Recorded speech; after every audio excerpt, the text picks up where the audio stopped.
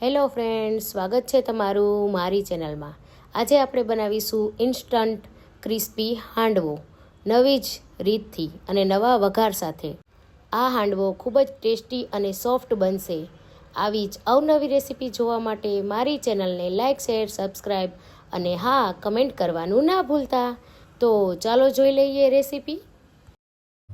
એના માટે મેં અહીંયા 500 ગ્રામ જેટલો ઝીણો રવો આવે છે એ લીધો છે.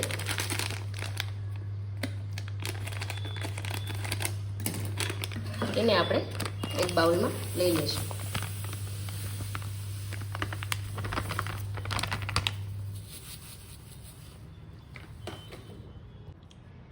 એ વધારે ક્રિસ્પી અને સરસ બને એના માટે મેં અહીંયા 3 ચમચી જેટલો ચોખાનો લોટ લીધો છે.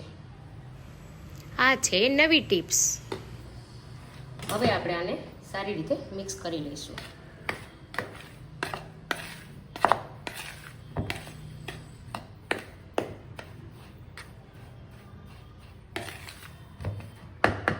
મિક્સ થઈ જાય એટલે મેં અહીંયા 1 વાટકી જેટલું દહીં લીધું છે.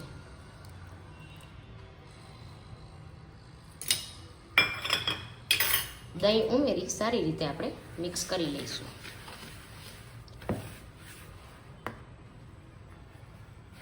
તમને જો વધારે ખાટું પસંદ હોય તો ખાટું દહીં લઈ શકો, નહીતર પછી હવે આમાં હું અત્યારે પાણી એડ કરીશ. હવે આમાં આપણે ધીમે ધીમે પાણી ઉમેરતા જઈશું અને મિક્સ કરતા જઈશું.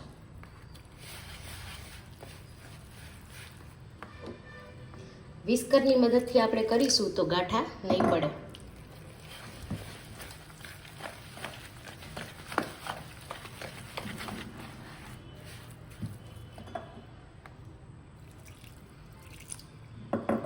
જરૂર મુજબ ધીમે ધીમે જ પાણી ઉમેર્યું.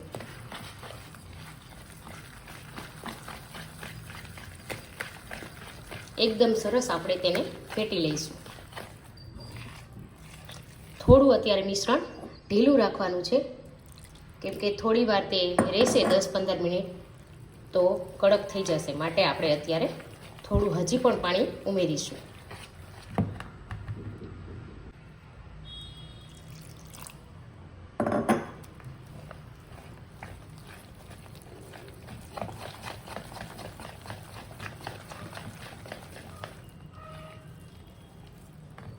બસ આ કન્સિસ્ટન્સીમાં રાખવાનું છે આપણે.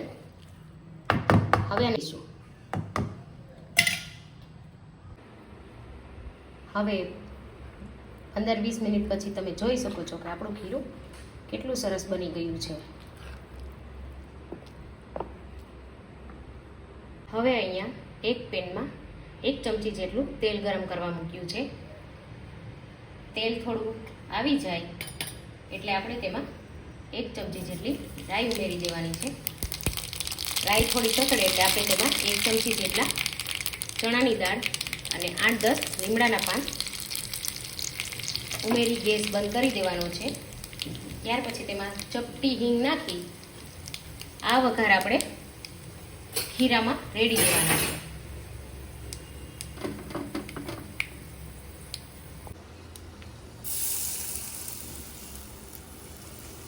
આ વઘાર આવી રીતે રેડવાથી આપણા હાંડવામાં ખૂબ જ સરસ ટેસ્ટ આવશે.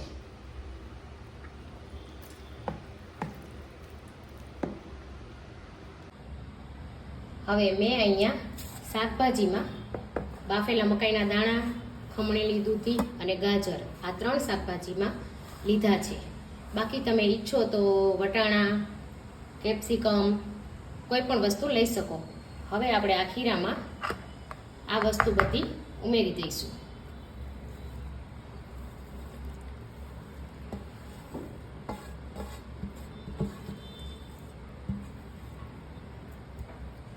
હવે તેમાં આપણે મસાલા પણ કરી લઈશું.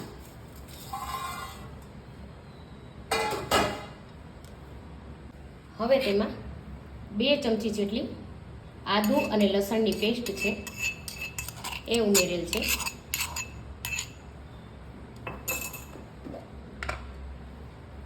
1 ચમચી જેટલી પીસેલી મરચી છે તમે તીખું વધારે ખાતા હોય તો વધારે પણ લઈ શકો. અડધી ચમચી જેટલી હળદર છે. હળદર વધારે નથી લેવાની. સોડા જો આપણે ઉમેરીશું તો લાલ સ્પોટ આવી જશે, એટલા માટે હળદર આપણે અડધી ચમચી લીધી છે. 1 ચમચી જેટલું લાલ મરચું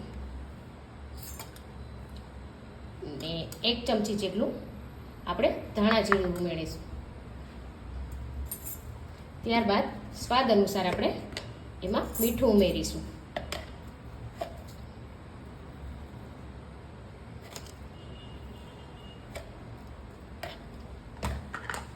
એક ચમચી જેટલું આપણે ખાંડ ઉમેરીશું.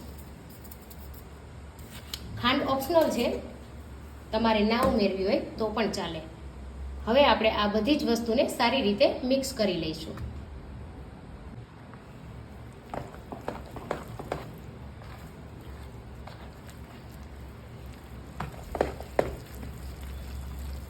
તમે જોઈ શકો છો કે આપણું ખીરું કેવું સરસ કલરફુલ લાગી રહ્યું છે.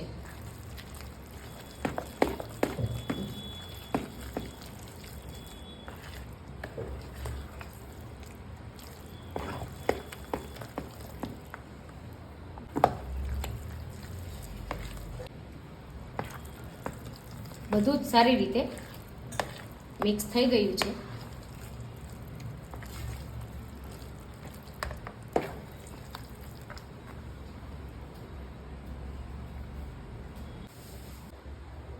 હવે આપણે તેમાં ધાણા પણ ઉમેરી દેવા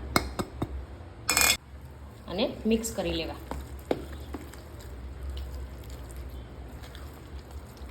ખીરું વધારે થોડું લાગતું હોય કઠણ તો થોડું પાણી ઉમેરી તેને સરખું મિક્સ કરી લઈશું.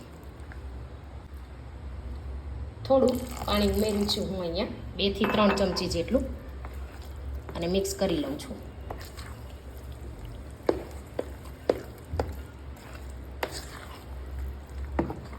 આપણું ખીરું સરસ તૈયાર થઈ ગયું છે. હવે આપણે ગેસની ફ્લેમ ચાલુ કરી દીધી છે અને હું તેમાં 2 મોટા ચમચા જેટલું તેલ ઉમેરી દઉં છું.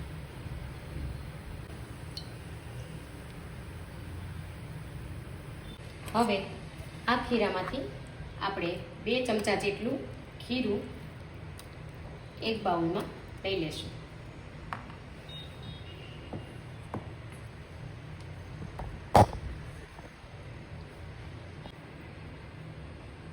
હવે આ ખીરામાં આપણે ચપટી સોડા લેવાનો છે, વધારે નથી લેવાનો. આપણે જેમ જેમ બેચ બનાવતા જશું એ પ્રમાણે આપણે સોડા તેમાં ઉમેરતા જશું. તો મેં અહીંયા 1 ચપટી જેટલા સોડા લીધા છે. તેના પર આપણે થોડું લીંબુ નીચવી દઈશું જેથી સોડા બરાબર ફૂલી જાય. ત્યારબાદ આપણે તેને ફટાફટ હલાવી લઈશું.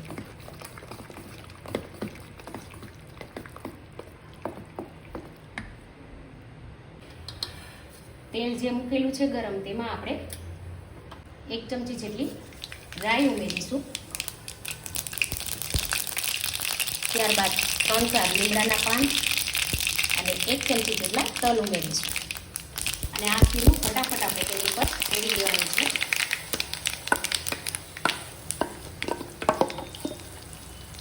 આ રીતે આપણે તેને ધીમે ધીમે ફેલાવી લેવાનું છે.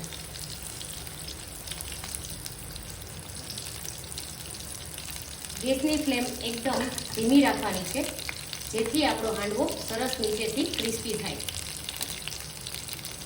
આ રીતે ફેલાવી આપણે તેની ઉપર પાછા તલ નાખી દેવાના છે. આ રીતે તલ ઉમેરી દઈશું. હવે તેનું ઢાંકણ બંધ કરી આપણે તેને 5 મિનિટ સુધી ધીમા તાપે થવા દઈશું. હવે 5 મિનિટ પછી તમે જોઈ શકો છો કે હાંડવો સરસ ઉપરથી ચડી ગયો છે. તો હવે આપણે તેને પલટાવી લઈશું. જો તમે જોઈ શકો છો કે કેટલો ઇઝીલી ફરી જશે આપણો હાંડવો. આ રીતે ઉથલાવીને તરત જ આપણે આ રીતે કરી દેવાનો છે. તમે જોઈ શકો છો કે આપણો હાંડવો ઉપરથી કેટલો સરસ, જો અવાજ આવે છે, કેટલો સરસ ક્રિસ્પી બન્યો છે. હવે એને આપણે ખુલ્લું જ રાખવાનું છે, ઢાંકણ બંધ નથી કરવાનું. અને પાછું આપણે 5 મિનિટ સુધી નીચેથી પણ ક્રિસ્પી થવા દઈશું. તમે જોઈ શકો છો કે નીચેથી પણ આપણો હાંડવો કેટલો સરસ બની ગયો છે. તમે એકવાર આ રીતે ચક્કુની મદદથી જોઈ લેવું કે વચ્ચેથી કાચો નથી ને, ચાકુ બરાબર ક્લીન આવે છે તો એકદમ સરસ આપણો હાંડવો બની ગયો છે. તો હવે આપણે તેને એક બટર પેપર પર કાઢી લઈશું.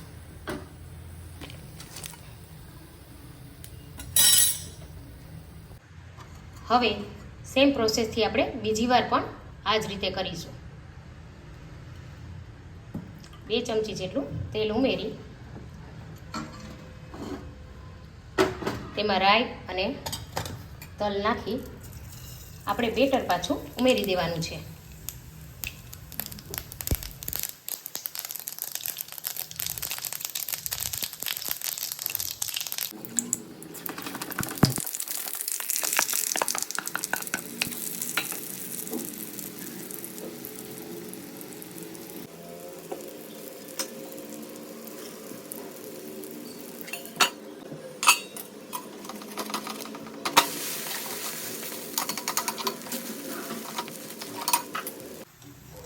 હવે આપણે બીજી બાજુ પણ પલટાવીને જોઈ લઈશું. તમે જોઈ શકો છો કે આપણો હાંડવો બંને બાજુ સરસ બની ગયો છે. તો હવે આ હાંડવાને પણ આપણે કાઢી લઈશું.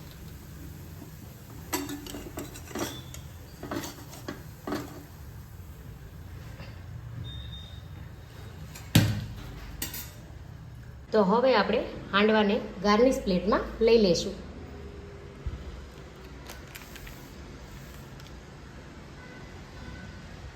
ત્યારબાદ આપણે આ હાંડવાને આપણે કાપીને જોઈ લઈશું.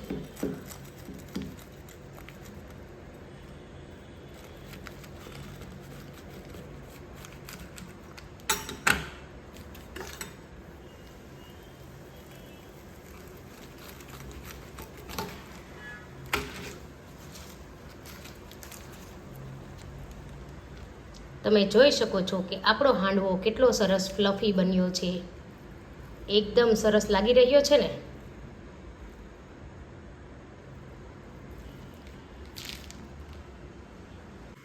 તો તૈયાર છે આપણો સરસ મજાનો ક્રિસ્પી હાંડવો. તમે પણ ઘરે જરૂરથી બનાવજો અને મને કમેન્ટ કરીને કહેજો કે કેવો બન્યો છે.